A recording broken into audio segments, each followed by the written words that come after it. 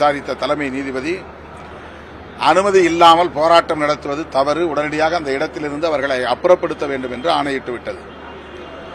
இந்த தொழிலாளர்கள் போராடக்கூடாது, அவர்களை அச்சுறுத்த வேண்டும் என்று அரசு எண்ணியிருந்தால் இரண்டாவது நாள் மூன்றாவது நாளே அவர்கள் அப்புறப்படுத்தி இருக்க முடியும். ஆனால் 13 நாள்கள் இந்த போராட்டம் தொடர்வதற்கு, அனுமதி இல்லாத இடத்திலே நடத்துவதற்கு, பல்லாயிரக்கணக்கானவர்கள் கூடுகிற ரிப்பன் மாளிகை முன்னால், சென்ட்ரல் ரயில்வே ஸ்டேஷன் முன்னால் அனுமதித்தது அரசு.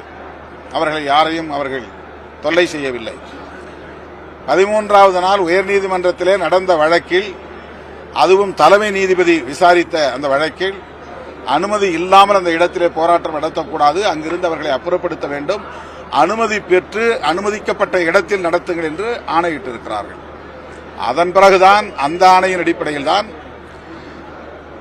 தமிழ்நாடு அரசு அல்லது சென்னை மாநகர காவல்துறை